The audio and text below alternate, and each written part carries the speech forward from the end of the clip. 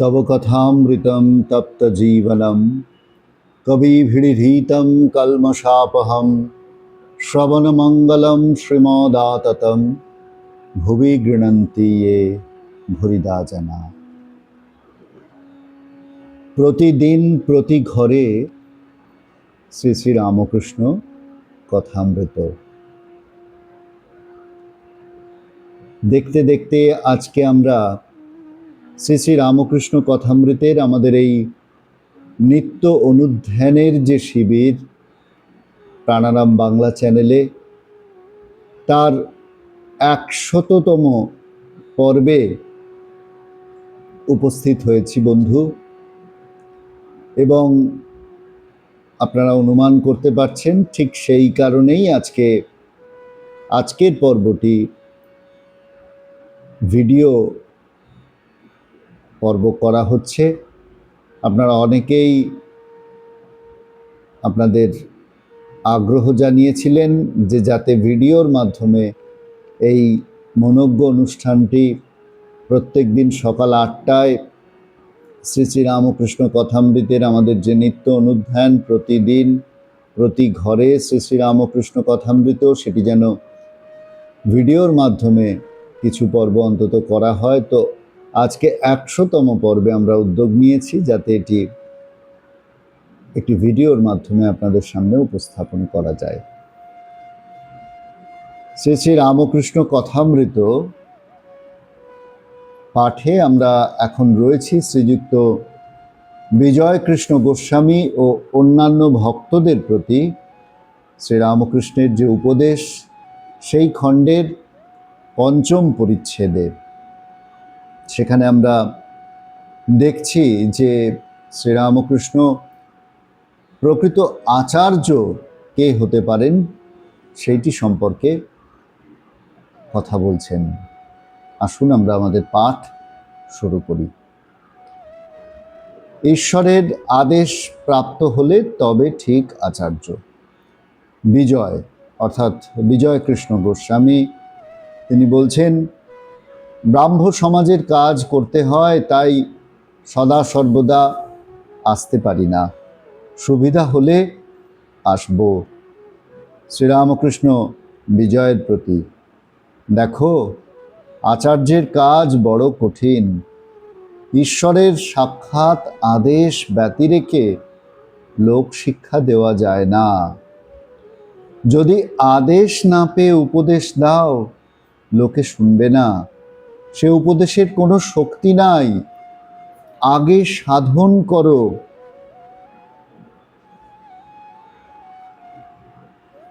বা যে কোনো রূপে হোক ঈশ্বর লাভ করতে হয়, তার আদেশ পেয়ে লেকচার দিতে হয়। ওদেশে একটি পুকুর আছে, নাম হালদার পুকুর। তার পাড়ে রোজ লোক বাহ্যে করে রাখত। সকালে যারা ঘাটে আসতো তারা তাদের গালাগালি দিয়ে খুব গোলমাল করত। গালাগালে কোনো কাজ হতো না, আবার তারপর দিন পাড়েতেই বাজছে। শেষে কোম্পানির চাপরাশি এসে নোটিশ টাঙিয়ে দিলে যে এখানে কেউ ওরূপ কাজ করতে পারবে না, যদি করে শাস্তি হবে। এই নোটিশের পর আর কেউ পাড়ে বাহ্যে করত না।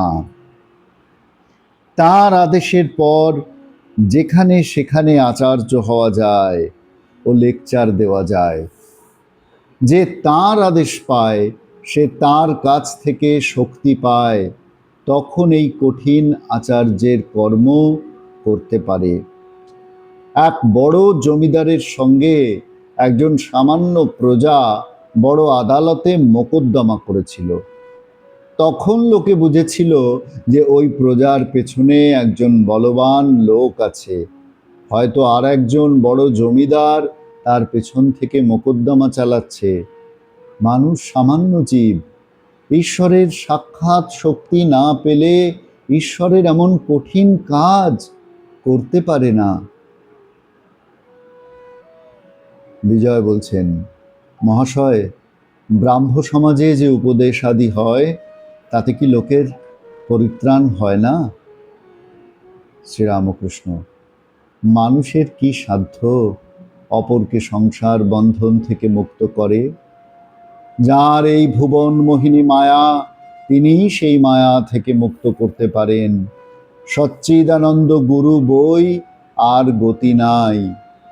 যারা ঈশ্বর লাভ করে নাই, তার আদেশ পায় নাই, যারা ঈশ্বরের শক্তিতে শক্তিমান হয় নাই, তাদের কি সাধ্য জীবের ভববন্ধন মোচন করে? আমি একদিন পঞ্চবটির কাছ দিয়ে ঝাউতলায় বাঁধছে যাচ্ছিলাম।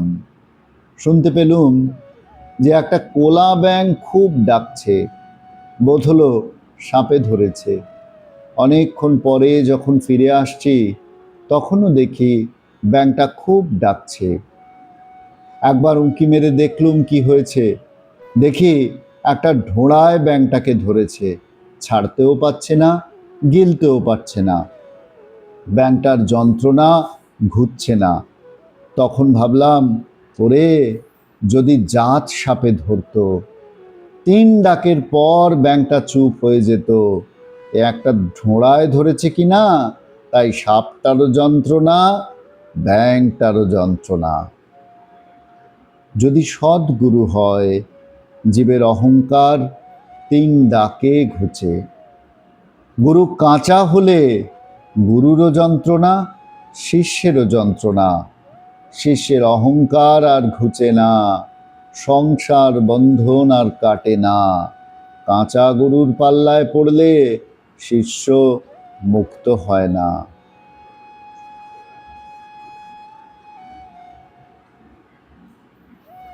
অপূর্ব একটি প্রসঙ্গ আমরা আজকে আমাদের 100তম পর্বে এখানে আলোচনা করবার, পাঠ করবার সুযোগ লাভ করছি বন্ধু।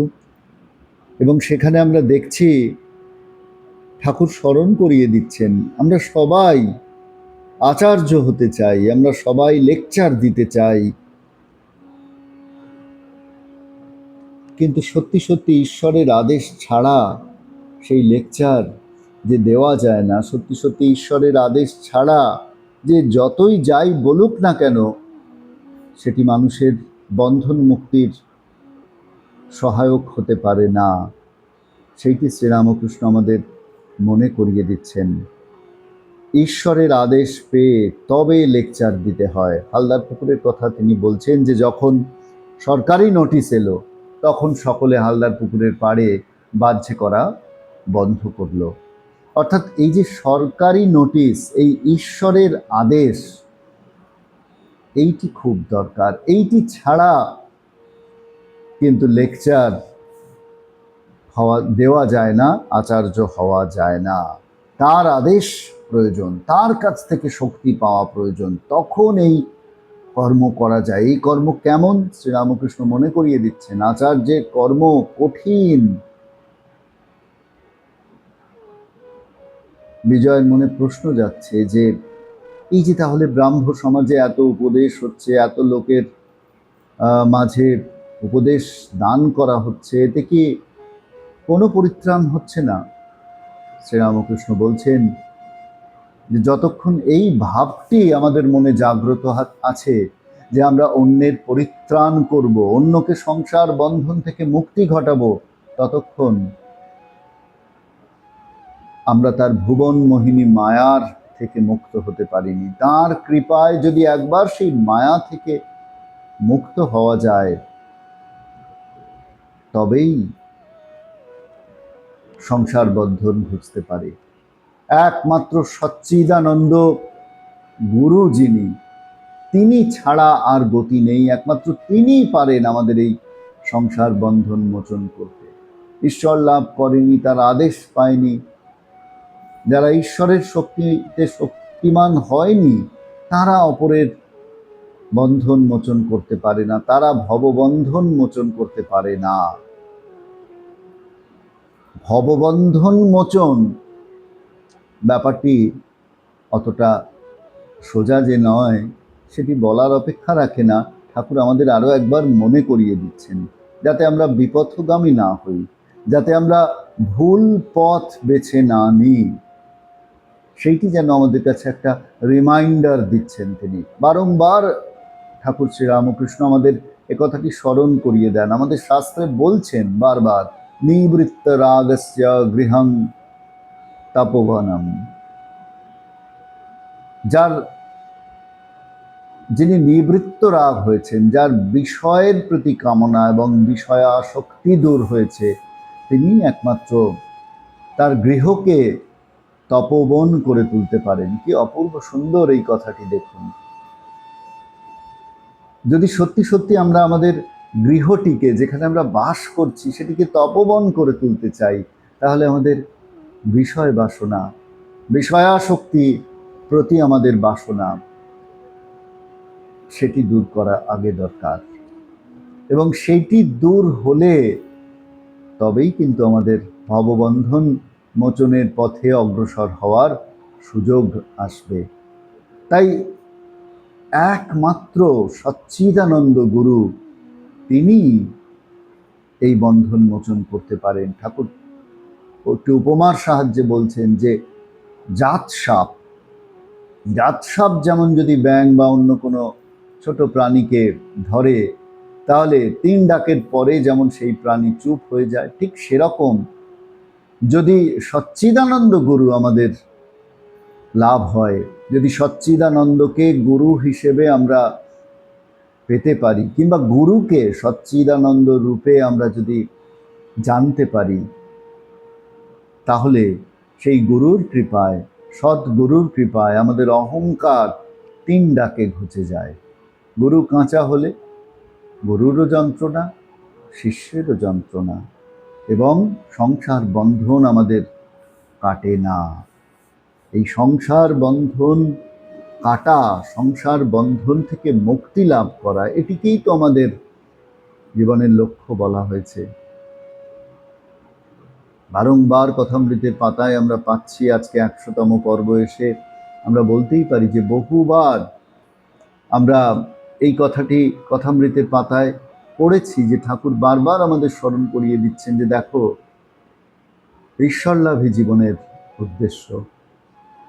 সে উদ্দেশ্যের পথে অগ্রসর হতে গেলে, পৌঁছতে গেলে আমাদের কিন্তু ভববন্ধন মোচন হওয়া একান্ত প্রয়োজন। তাই ঠাকুর সেই কথাটি আমাদের স্মরণ করিয়ে দিচ্ছেন।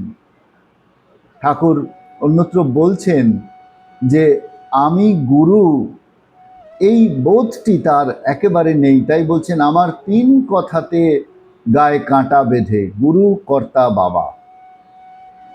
আমি গুরু, এই কর্তৃত্ব অভিমান শ্রীরামকৃষ্ণের নেই। এই কর্তৃত্ব বুদ্ধি থাকলেই কিন্তু অভিমানের সৃষ্টি এবং সেখান থেকে পতন। এই কর্তৃত্ব অন্যকে চালাবার জন্য আমাদের উদ্বুদ্ধ করে, স্বাভাবিকভাবেই অপরকে চালাবার এই আগ্রহ নিজে চলবার আমাদের আগ্রহকে ম্রিয়মান করে দেয়, ক্ষীণ করে দেয়।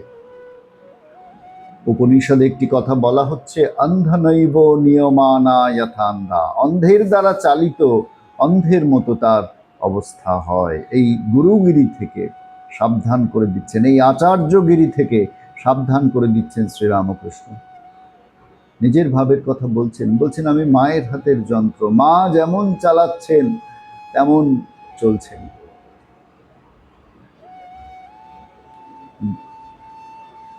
গুরু তিনি হতে পারেন যাকে ঈশ্বর নির্দেশ দিয়েছেন গুরু হওয়ার। তখন তার ভেতরে তিনি প্রতিষ্ঠিত হয়ে অপরকে চালনা করেন। সেখানে গুরুর কোনো কর্তৃত্ব নেই, কর্তৃত্ব শুধুমাত্র ভগবানের। গুরু সেখানে মাধ্যম হয়ে কাজ করেন। অপরকে চালনা করার অধিকার ভগবান যদি আমাদের না দেন, তাহলে কিন্তু আমাদের কোনো কথার জোর থাকে না। যীশুখ্রিস্ট বলছেন, he speaks like on having authority. তার কথার এমন জোর দেখা যাচ্ছে যে মনে হচ্ছে তিনি আদেশ পেয়েই কথা বলছেন। কে? যিনি ঈশ্বরের দ্বারা আদিষ্ট হয়েছেন, সেই আচার্য, সেই গুরু আমাদের পথ দেখাতে পারেন, আমাদের অজ্ঞান অন্ধকার দূর করে আলোর পথে নিয়ে যেতে পারেন। ঠাকুর আরো বলছেন, গুরু এক, সচ্চিদানন্দ, আর কেউ নয়। শাস্ত্রেরও সেইটাই সিদ্ধান্ত। আমরা প্রণাম মন্ত্রে বলে থাকি, গুরুর ব্রহ্মা গুরুর বিষ্ণু গুরুর দেব মহেশ্বর গুরুরেব পরম ব্রহ্ম তস্मै শ্রী গুরবে নমঃ। তখন কিন্তু আমরা আমার গুরু অমুক ভট্টাচার্য, আমার গুরু অমুক ব্যানার্জি, এমনটা আমরা বলি না। গুরু হচ্ছেন সচ্চিদানন্দ স্বয়ং। হতে পারে তিনি কোনো আধারের মধ্যে দিয়ে তার কৃপা বিতরণ করছেন, কিন্তু সেই কৃপা বিতরণ তখনই সার্থক যখন সেই কৃপা মাধ্যমটি হবে শুদ্ধ। সেই মাধ্যমে যদি অশুদ্ধ থাকে, তার কৃপা অবাধে প্রবাহিত হতে পারে না। এই জন্য গুরুরও অধিকার অনধিকার বিচার শিষ্য করবে তাকে গুরুরূপে বরণ করার আগে। এইটি শাস্ত্রের সিদ্ধান্ত। শাস্ত্র আরও বলছেন, যাকে গুরুরূপে বরণ করতে হবে তাকে জানতে হবে, তার সঙ্গে পরিচিত হতে হবে, তার আচরণ বিচার করতে হবে। ঠিক ওই বিচারের কথা শিষ্য সম্বন্ধেও প্রযোজ্য। শিষ্য যদি অনধিকারী হন, তাহলে গুরু শিষ্যকে যথাবিধি পরিচালনা করতে পারবেন না। শিষ্যও যদি উন্নত গুণ সম্পন্ন হয়, তবেই সেটি সম্ভব। তাই গুরু নিজে শুদ্ধ চরিত্র হবেন, অধিকারী হবেন, এবং শিষ্যকেও করুণা পরবশ হয়ে তার পথ প্রদর্শনের জন্য সাধ্য মতন চেষ্টা করবেন, এবং সেখানে কোনো আর্থিক আদান প্রদানের ভাব যেন না থাকে। এটা যেন ব্যবসায় পরিণত হয়, সেটি খুব সাবধান আমাদের হওয়া প্রয়োজন। শাস্ত্র বলছেন তিনি শ্রোত্রিয়, শাস্ত্রজ্ঞ হবেন, ব্রহ্মনিষ্ঠ হবেন। শাস্ত্রের সিদ্ধান্ত তার জীবনে প্রতিফলিত হয়েছে, প্রতিষ্ঠিত হয়েছে। অকামহত হবেন, কোনো কামনার দ্বারা তিনি প্রেরিত হবেন না। তিনি শিষ্যের সঙ্গে কোনো কামনার দ্বারা প্রেরিত হয়ে, চালিত হয়ে সম্বন্ধ স্থাপন করেন না। তার যেন আমিত্বের অভিমান একটুও না থাকে। শ্রীরামকৃষ্ণ বলছেন, আমি মোলে ঘুচিবে জঞ্জাল। শিষ্যের মধ্যেকার আমিত্বকে নাশ করে সেখানে ঈশ্বরকে প্রতিষ্ঠা করে দেবেন বলেই তো গুরু এসেছেন। তাই গুরুর মধ্যে আমিত্বের এতটুকু অভিমান থাকবে না। তাই আমি শিক্ষা দিচ্ছি শোনো, আমি নির্দেশ দিচ্ছি শোনো, এই অনুসারে চলো, এই অভিমান কিন্তু গুরুর থাকবে না। তিনি আধার মাত্র। গুরু জানেন, সদ্গুরু জানেন, মাটির প্রতিমা যেমন আমাদের উপলক্ষ, ঠিক তেমন তিনিও। প্রতিমা যেমন দেবতা নন, তেমনি আধার রূপে গুরু শক্তি প্রকাশিত হন, তিনি উপলক্ষ মাত্র। তাই ঠাকুর বলছেন, গুরু সেই সচ্চিদানন্দ, এবং সেই দৃষ্টিতে দেখেই গুরুর ব্রহ্মা গুরুর বিষ্ণু গুরুর দেব মহেশ্বর, এই কথাটি কিন্তু বলা সম্ভব। মানুষ হয়ে জন্মালে তার মধ্যে কিছু না কিছু অপূর্ণতা থাকবেই। অসম্পূর্ণ ব্যক্তি কখনো পরব্রহ্ম হতে পারে না, একথা আমরা বুঝতেই পারি। রবীন্দ্রনাথ বলছেন, পথ ভাবে আমি দেব, রথ ভাবে আমি, মূর্তি ভাবে আমি দেব, হাসে অন্তর্যামী। রথ, পথ, মূর্তি সকলেই নিজেকে প্রণামের লক্ষ্য ভাবছেন, আর অন্তর্যামী হাসছেন, ভাবছেন কি ভুলই না এরা করছে। এই ভাবটি থেকে আমাদের কিন্তু গুরুকে জানতে হবে, এবং শিষ্য, গুরুর প্রকৃত শিষ্য হয়ে উঠতে গেলে আমাদেরকেও সেই সাধনা করতে হবে। ঠাকুর আমাদের বুঝিয়ে দিচ্ছেন যে দেখো, আমাদের নিজেদের কোনো সামর্থ্য নেই, সর্বশক্তির আধার যিনি, তিনিই আমাদের চালনা করছেন। পুতুল নাচের পুতুলগুলোকে যেমন উপর থেকে নাচানো হয়, ঠিক তেমন আমাদেরকে তিনি নাচাচ্ছেন। যেমন যেখানে রাখছেন তেমনটি আমরা সেখানে থাকছি। উপমা দিয়ে ঠাকুর বলছেন, যেমন আলু পটল সিদ্ধ হওয়ার সময় দেখা যায় সেগুলো লাফাচ্ছে, নিচে আগুন থাকে তাই তারা লাফায়। আগুনটা সরিয়ে নাও, দেখো সব ঠান্ডা। শাস্ত্রে বলছেন, ইহা সর্বেষু ভূতেষু তিষ্ঠান সর্বেভ্যো ভূতেভ্যো অন্তরা, ইহা সর্বাণি ভূতাতি ন বিদু, ইয়াস্য সর্বাণি ভূতানি শরীরম, ইহা সর্বাণি ভূতানি অন্তর্যময়তি, এষো তে আত্মান্তর্যামী অমৃত। যিনি সর্বভূতে অবস্থিত, সর্বভূত থেকে পৃথক, সর্বভূত যাকে জানে না, সর্বভূত যার শরীর, সকল ভূতের অভ্যন্তরে থেকে যিনি তাদের নিয়ন্ত্রণ করছেন, তিনিই কর্তা অন্তর্যামী, তিনিই আত্মা, যার শক্তিতে সমস্ত কিছু ঘটছে, তিনিই অন্তর্যামী। তাই আমি করছি, এই আমিত্বকে বিসর্জন দেওয়া। ঠাকুর বারবার বলছেন, না হং তুহু তুহু, আমি নয়, সব কিছু তুমি। এই দৃষ্টিতে যতক্ষণ আমরা দেখব, ততক্ষণ তার প্রকাশ আমাদের মধ্যে কিন্তু যতক্ষণ না দেখতে পাচ্ছি ততক্ষণ হবে না। তাই চোখ বাঁধা বলদের মতন আমরা জন্ম মৃত্যু পাশে আবর্তিত হতে থাকব, ঘুরতে থাকব। তাই যতক্ষণ না ঈশ্বরের আদেশ পাওয়া যাচ্ছে, ততক্ষণ আচার্য হওয়া যায় না, ততক্ষণ গুরু হওয়া যায় না। আদেশ না পেলে তার কথায় কিন্তু জোর হবে না। কেউ বলবে না যে he speaks like one having authority, যেমন জিসাস ক্রাইস্ট আমরা বাইবেলের কথায় বললাম। He speaks like one having authority. এই অথরিটি, এই কর্তৃত্ব কে দেবেন? ঈশ্বর স্বয়ং দেবেন।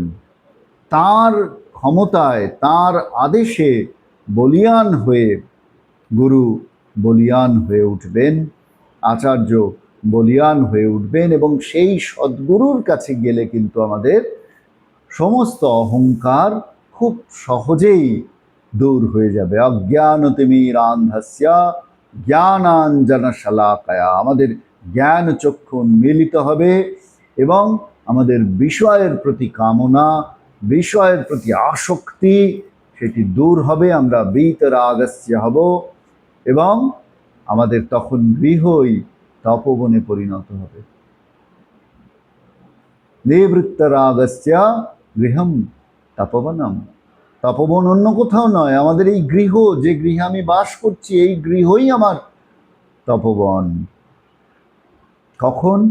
যখন এই গৃহের বিষয় আশয়ের প্রতি আমার অনুরাগ দূর হয়েছে, আমার আসক্তি দূর হয়েছে, আমার অ্যাটাচমেন্ট দূর হয়েছে। আমি জেনেছি সব অনিত্য, ঈশ্বরই একমাত্র নিত্য।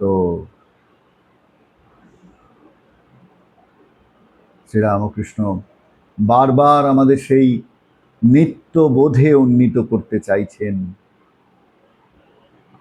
সেই একমাত্র সত্য, নিত্য মুক্ত ঈশ্বরকে যেন আমরা জানি, তাকে জানাই যেন আমাদের জীবনের উদ্দেশ্য হয়।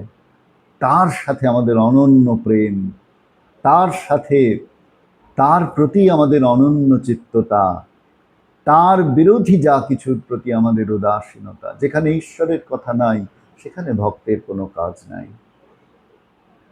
বারবার আমাদের মনটিকে শ্রীরামকৃষ্ণ সেই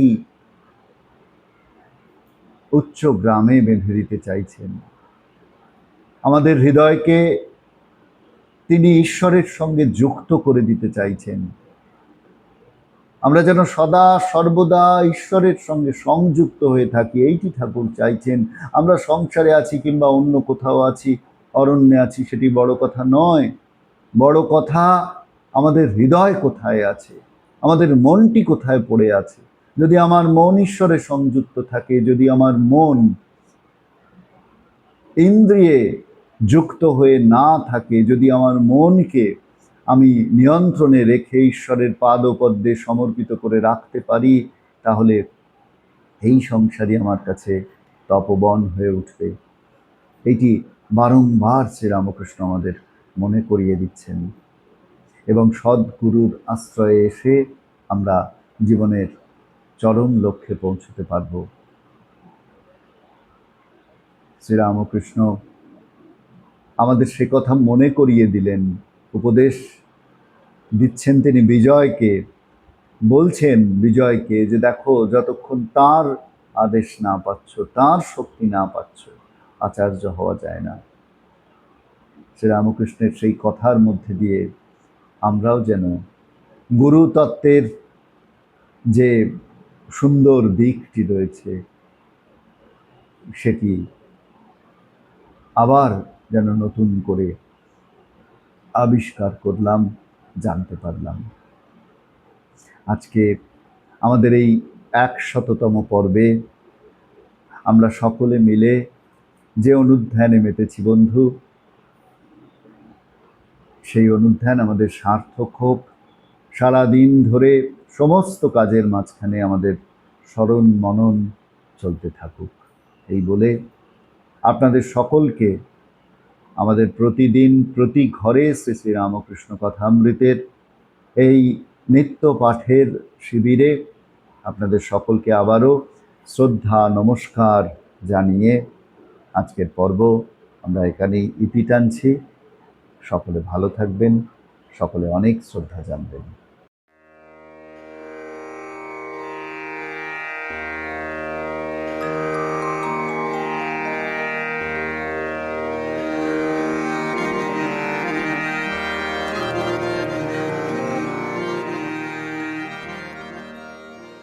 प्राणाराम प्राणाराम।